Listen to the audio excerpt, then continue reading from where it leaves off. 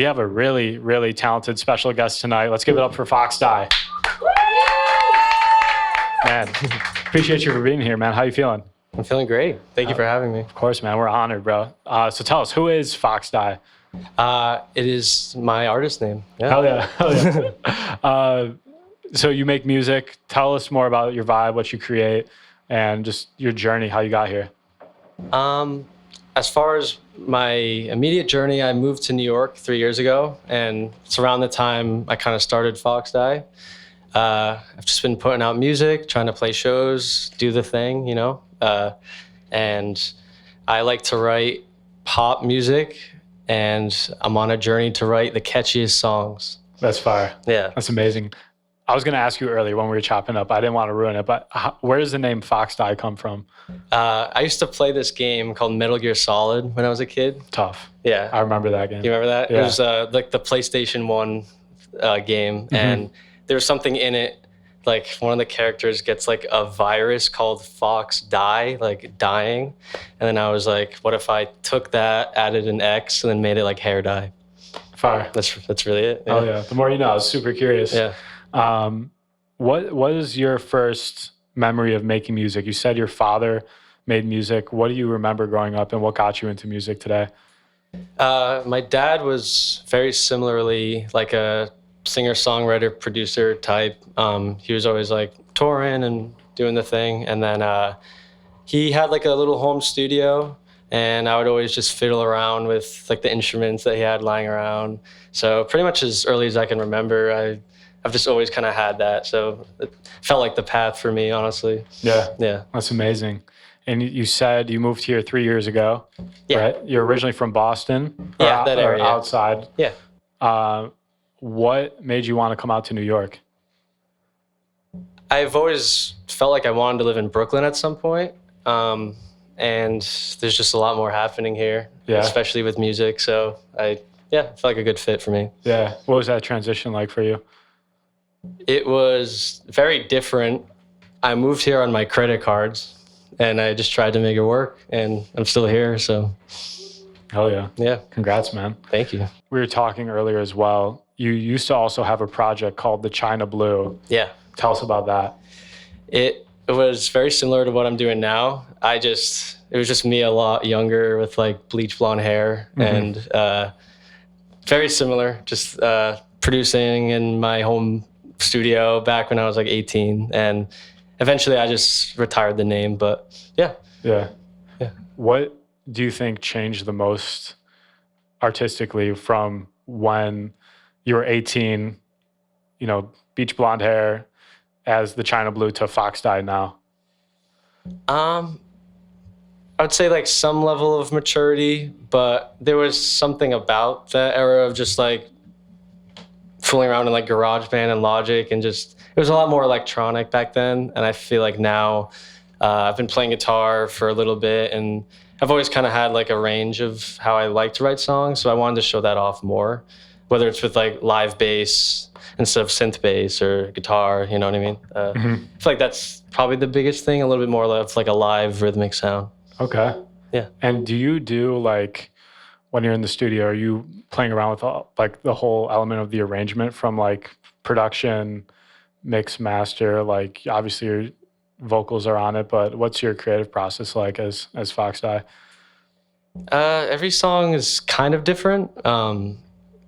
I'd say most frequently start just like in Logic. I'll open up like a synth or a sample, and then it's really different every time. Sometimes I'll like grab an old project file, and then I'll just like sample it, and then I'll like cut things up, and then I'd be like, okay, I kind of like the way that sounds, and then structure it out over like 2 minutes, and then just try to sing on it, and I'll like scat and mumble over it until I find the words later. But every song is different. I feel like when I try too hard, it doesn't come out as good. Yeah. It's usually just something hits, and those are the better songs. But, Oh yeah. yeah.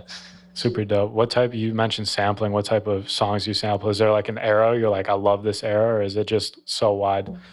I'll sample myself. Oh, so really? Like I don't know, maybe I worked on something years ago, and then I'll just pitch it up or down or speed it up or take like one little section. And then I don't know, sometimes I find if I can't start something from scratch, it's like a good way to just like get the juices flowing. And yeah. That's dope. You don't got to clear the pub. You're all good. Exactly. Yeah. Talking more about what you've been working on recently. Back in July, you dropped Often. Yeah. What can you tell us about that record?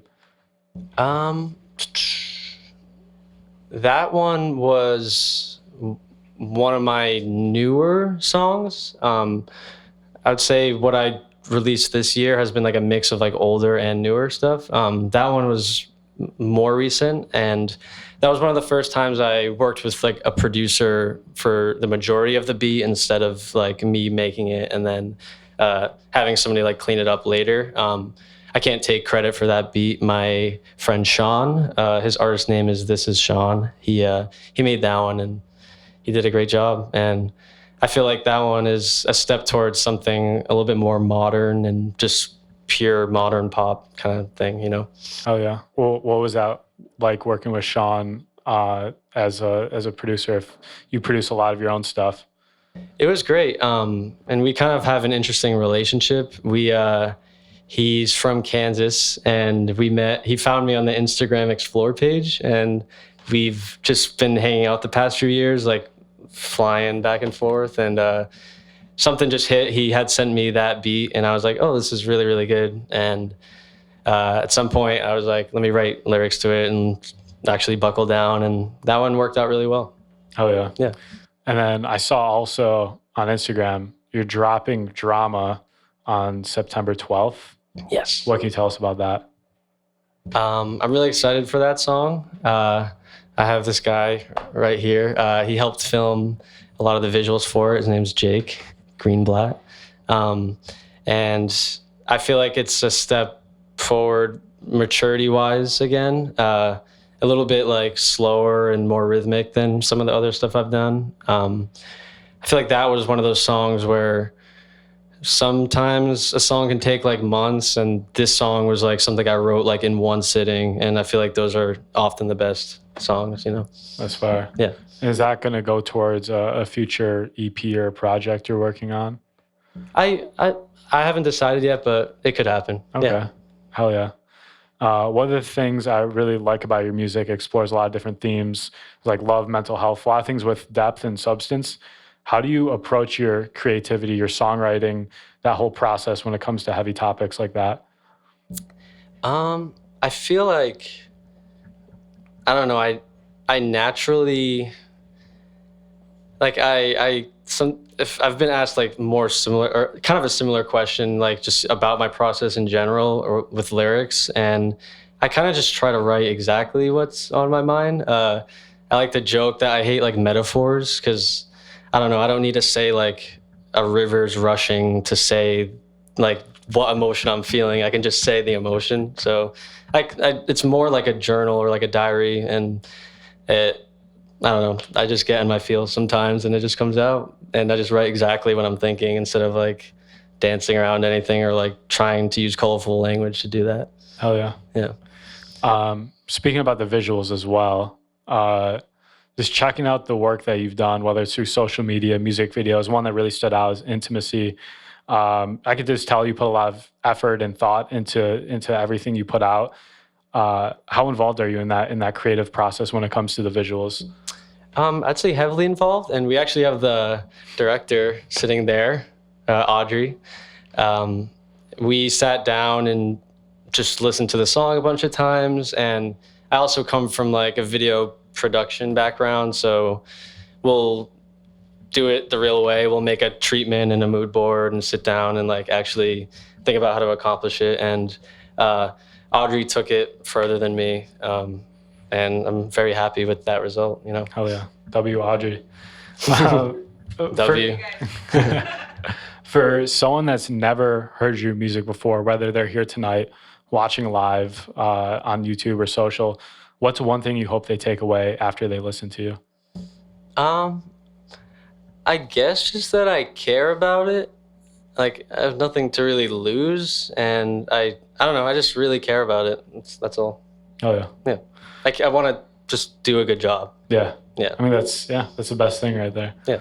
Putting your best foot forward. I know we were talking a lot about foxxdye, but I want to talk about Seth. What's something what's something that fans or listeners like don't know about you that they wish they did, That they wish? or that you wish they knew that about I you? wish? Yeah, yeah.